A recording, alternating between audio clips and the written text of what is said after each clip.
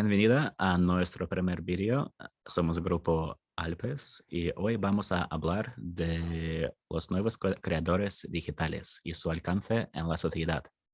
Al principio vamos a hablar de la personalización del contenido para cada uno.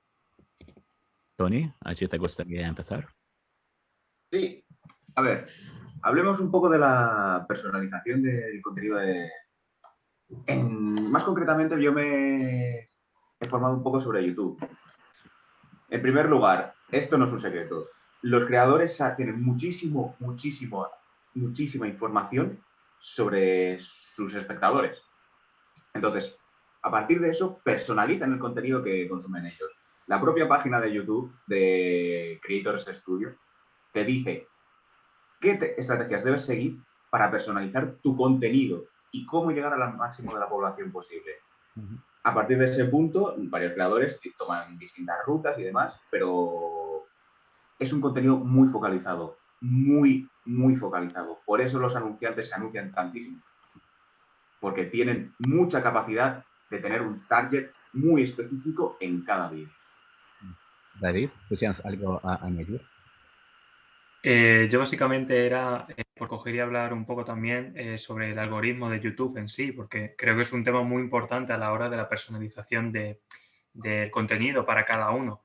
Y claro, todos sabemos que esto se hace por trazas de machine learning y las cuales podemos identificar en dos fases. La primera, que es la generación de ítems candidatos, en la cual esta primera etapa se utiliza como una especie de filtro para cortar una determinada lista de opciones que pasan de ser de millones a miles para coger y acotar un poco el campo del usuario. Y para hacer estas recomendaciones adecuadas, el sistema lo que hace es rastrear el historial de aquellas personas que han visualizado el mismo vídeo que el usuario en cuestión y extraen una lista con otros vídeos de categorías similares con las que se puede haber identificado. Y luego después como segunda fase ya estaría la clasificación, que es de entre esos miles o cientos de vídeos que la propia plataforma ha seleccionado, empieza a catalogarlos mediante una serie de parámetros en los que potencia o los penaliza para que salgan recomendaciones del usuario. Y sobre todo tienen muy en cuenta que todo ese contenido sea lo más actual posible. Da mucha prioridad a eso. Ok, es muy interesante. Y Marcos, ¿a ti te parece un problema? ¿Crees que a nosotros debería ser importante? Perdón, ¿puedes repetir? Si me parece un problema. ¿Te parece un problema importante que personalizan el contenido tanto Bueno, que a ver, básicamente... puede llegar a ser un problema porque al final eso, el targeting que hacen al público pues puede ser un poco a veces cansino en el sentido de que si tú ves ciertos vídeos y que te estén recomendando publicidad sobre cosas similares a esos vídeos, pues como que te sientes eso, pues atacado dentro del tema de la publicidad y sí que lo puedo ver como algo negativo. Es verdad que también puede ser también positivo, de que tú estás viendo vídeos sobre algo y de repente te aparece una oferta que dices, ah, pues era justo lo que estaba buscando.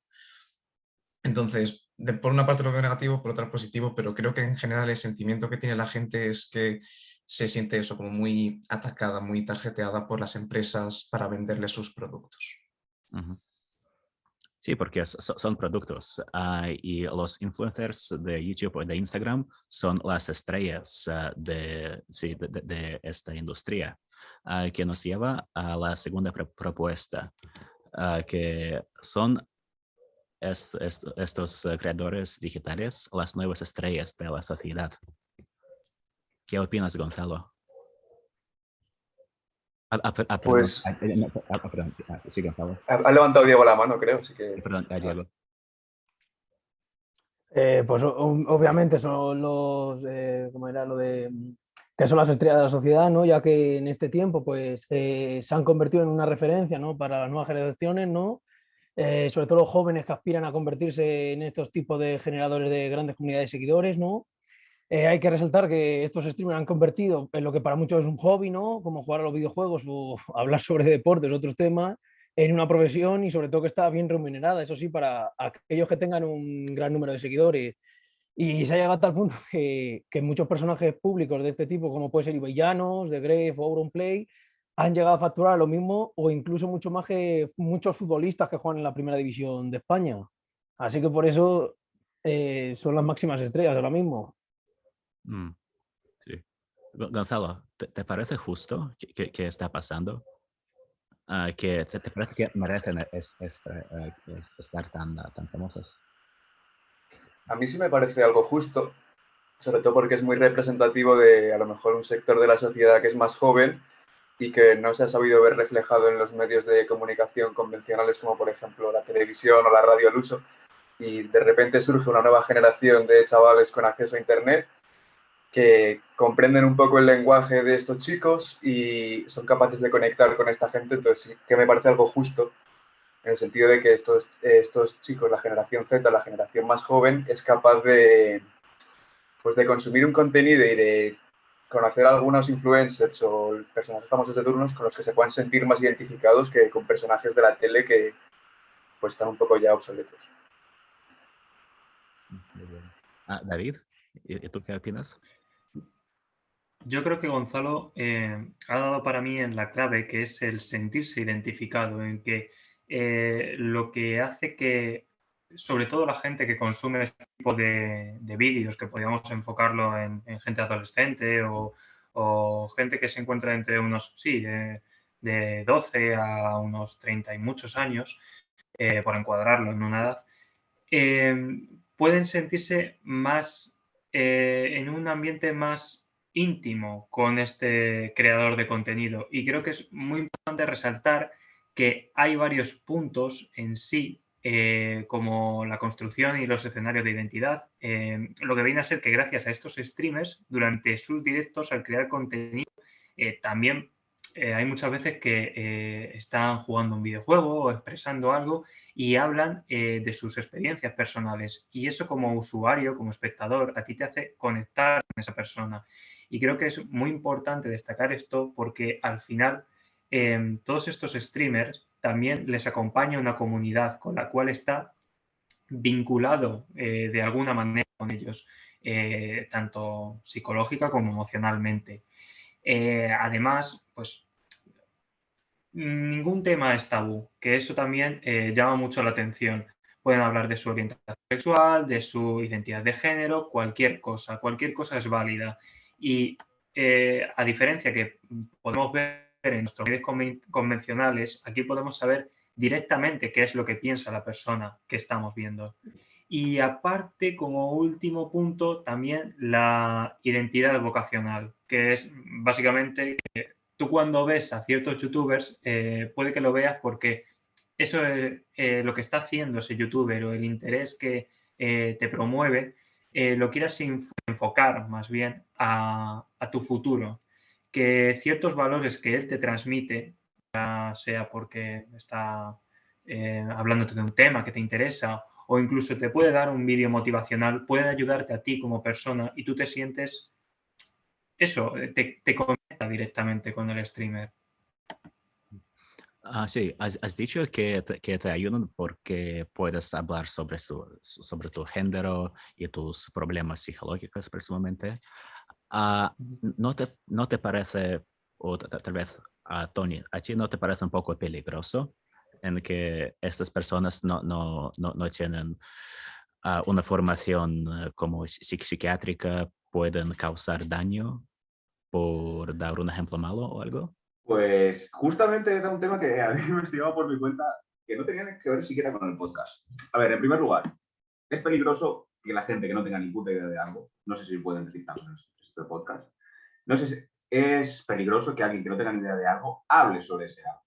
Por ejemplo, no voy a poner nombres, mejor. Cierta Instagramer decidió compartir con todo el mundo que beber agua deshidratada. Cualquier persona que, como nosotros, que tenemos más de 20 años, no lo creemos, pero chicos y chicas de 12, 13 años que vean eso de el agua deshidratada, a lo mejor se lo pueden llegar a creer. y puedes llegar a ser peligroso. Y ya no hablo de esas tonterías, ya puedo hablar luego ya de temas psicológicos que, tristemente, la gran cantidad de los mortales no sabemos de psicología. Cualquier persona con un título falso o ni siquiera falsificar el título, simplemente decir que es coache o cod, ese calcuachi, puede subir cualquier vídeo y causar muchos daños en la gente. Casos de Álvaro Reyes, que ese nombre sí que lo digo porque es peligroso. Casos de... no se me ocurre ninguno más, pero gente que sin formación diga tonterías puede llegar a ser muy peligrosa y tiene mucha influencia sobre nuestros jóvenes. Muy bien. Vale, pues avanzando.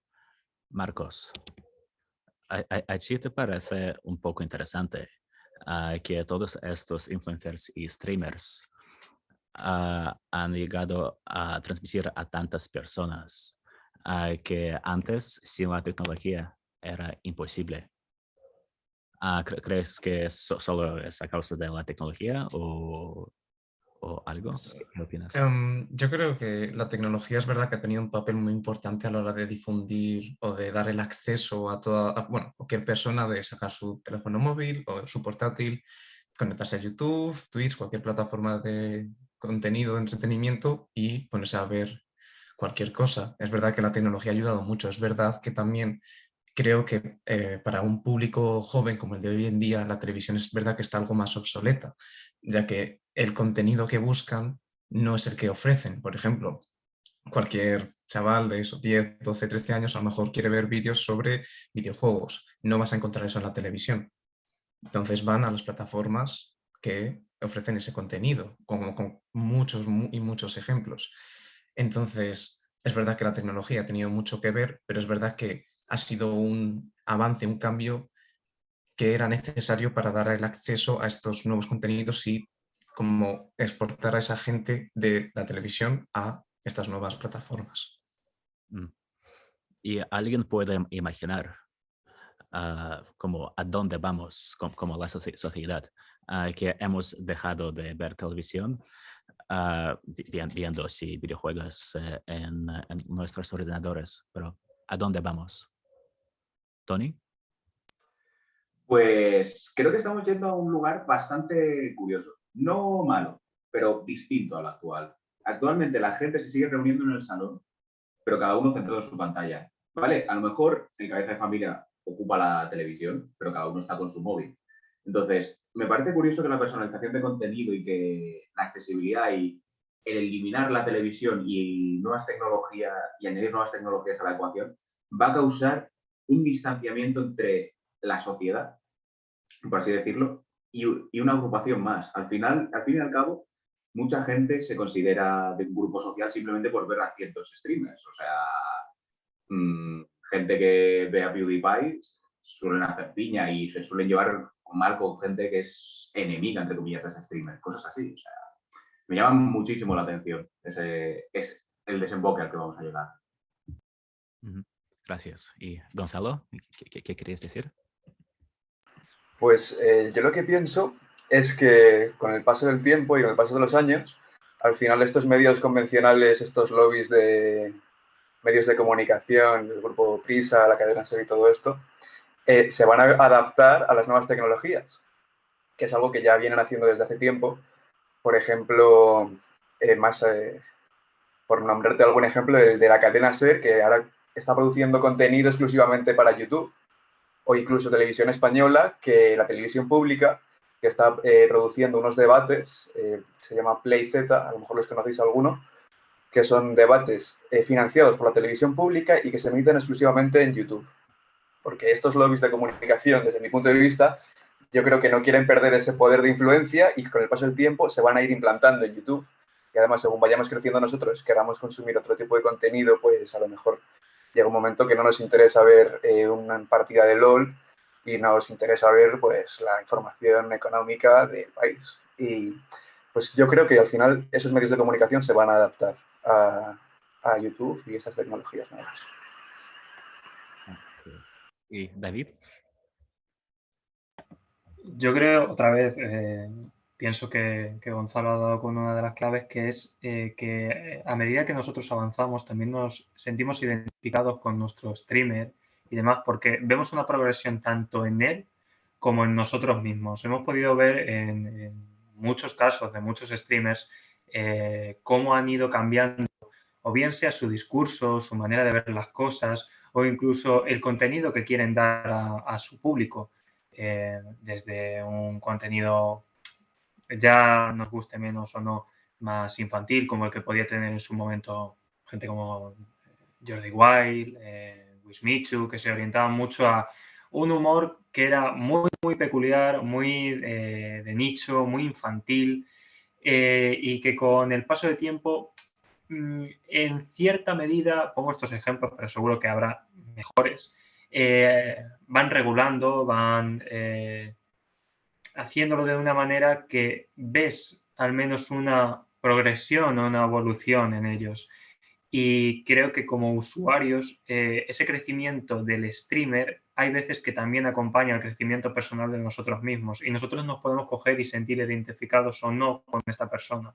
Y lo mismo de antes, entrando en la discusión de que crean una comunidad y que como tal ese streamer, yo creo que representa como el líder en sí de dicha comunidad. Vale, y por último, Diego. A mí me gustaría centrarme en contestar la pregunta de cómo una persona puede llegar a transmitir al mismo número de gente que una cadena de televisión convencional. Para mí, que si los llevamos a comparar a estos creadores con la televisión, todos estos creadores son mucho más libres a la hora de crear contenido, ¿no? Ya que su trabajo es más personal y no tienen que expresar la visión de nadie ni satisfacer o hacer feliz a ninguna marca que les paga.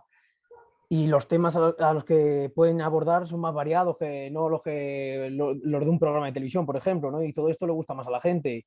Y con todo esto, para mí se demuestra que existe una nueva forma de comunicar y entretener a la gente, ¿no? Y que además que no se necesita tener ninguna carrera ni un trabajo profesional en cuanto a cine o televisión para llegar a tener un gran impacto en la sociedad, porque el caso de Ibai Llanos, así y más impacto que él, yo creo que no genera nadie ahora mismo. Pues muchas gracias. Ha sido una conversación muy interesante, pero no tenemos más tiempo para preguntas adicionales.